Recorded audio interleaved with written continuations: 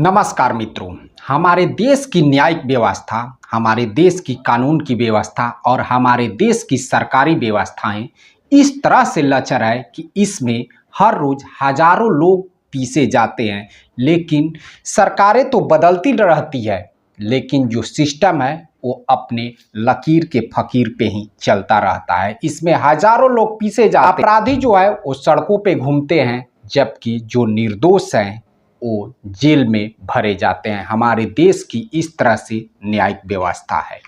आज हम आपको इस तरह की एक सच्ची घटना सुनाने जा रहे हैं। जैसे जो पेपर की कटिंग है, मैं अपने डिस्प्ले पे लगा रहा हूं और आप उसे देखिए और समझने की कोशिश कीजिए।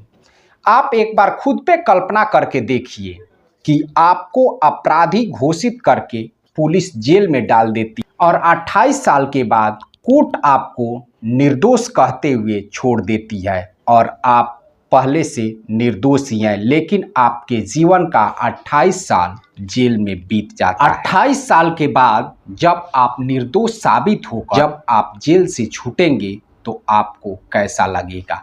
क्या इस कानून और न्यायिक व्यवस्था पे आपका विश्वास कायम रहेगा? कानून और न्यायिक व्यवस्था के बारे में आपका दिल क्या कहे? अब हम चलते हैं इस घटनाक्रम के विषय को लेकर। देवरिया का एक व्यक्ति जिसका नाम है बीरबल भगत पिछले 28 सालों से गोपालगंज के चनावे जेल में रहता है और 22 अप्रैल 2022 को उसे निर्दोष कहकर जो कोर्ट है उसे बाइज्जत बरी रिहा कर देती है और बीरबल भगत कोर्ट में ही फूट फूट कर रोने लगता है।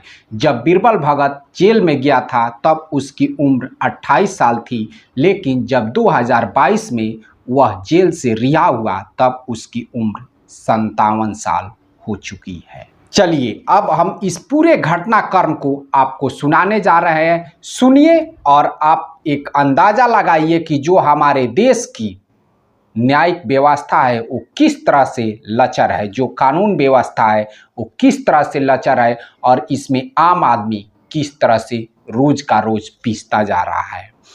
देवरिया का बीरबल भगत 1993 में, चलिए अब हम आपको लिए चलते हैं आज से 27-28 साल पहले, जहां से इस कहानी की शुरुआत होती है।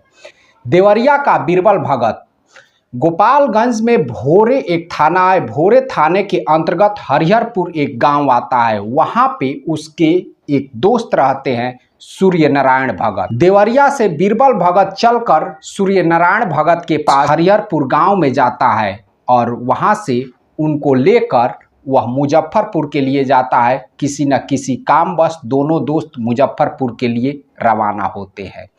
उसके बाद से कई दिन बीत जाते हैं। जो बीरबल भगत है वो मुजफ्फरपुर से ही देवरिया के लिए रवाना हो जाते हैं और जो सूर्य नारायण भगत है वो गोपालगंज अपने घर के लिए चलते हैं, लेकिन अपने घर को पहुंच नहीं पाते हैं। उसके बाद से जो सूर्य नारायण भगत का पुत्र है सत्यनारायण भगत, वो भोरे थाने में जाकर अपहरण और हत्या का आरोप लगाते हुए बीरबल भगत पे FIR दर्ज कराता है। अब इसी बीच ऐसा भी होता है, देवरिया में पुलिस द्वारा एक अज्ञात शव पाया जाता है।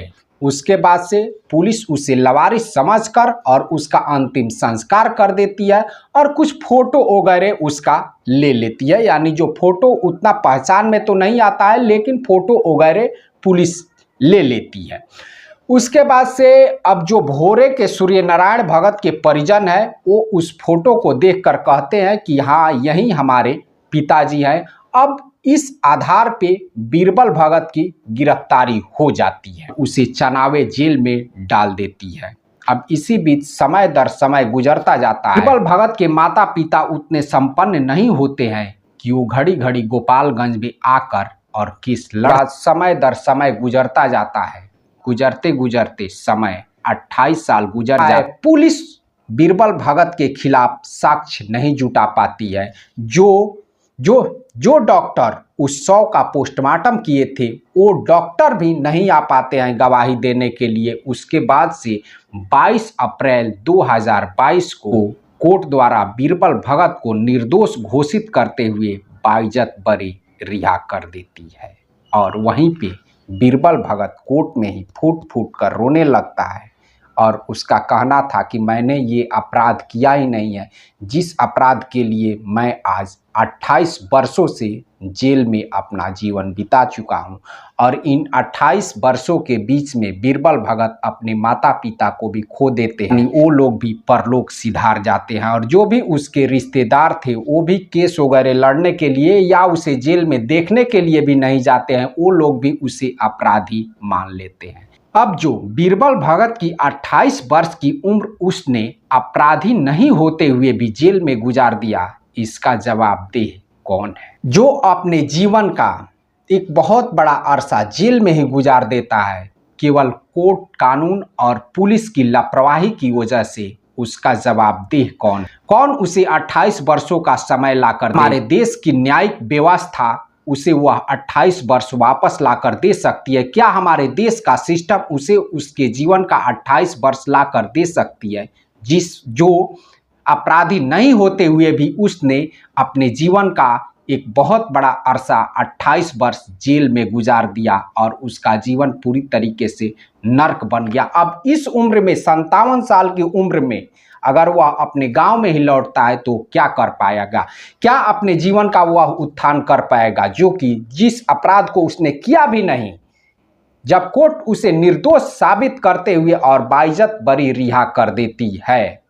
थोड़ा कोर्ट को भी इसमें सोचना चाहिए, पुलिस को भी इसमें सोचना चाहिए। हालांकि यह घटना कोई पहली घटना हमारे देश की नहीं है, ऐसे बहुत से निर्दोष हैं जो जेल में ठूसे हुए हैं और ऐसे बहुत से अपराधी हैं जो सड़कों पे घूम रहे हैं। ये है हमारे देश की न्यायिक व्यवस्था और कानून की व्यवस्था। सरकारें तो बदलती रहती है लेकिन जो सिस्टम है वो अपने ढर्रे पे चलता जाता है और इसी में आम आदमी हर रोज पीसता है, मरता है। क्या आपके ऊपर ऐसा गुजरेगा तो इस कानून व्यवस्था पे, इस न्यायिक व्यवस्था पे आपका विश्वास कायम रहेगा? आप लोग कमेंट बॉक्स में कमेंट करके हमें ज़रूर बताइएगा। चलिए हम फिर मिलते हैं अगले वीडियो में, तब तक के लिए नमस्कार।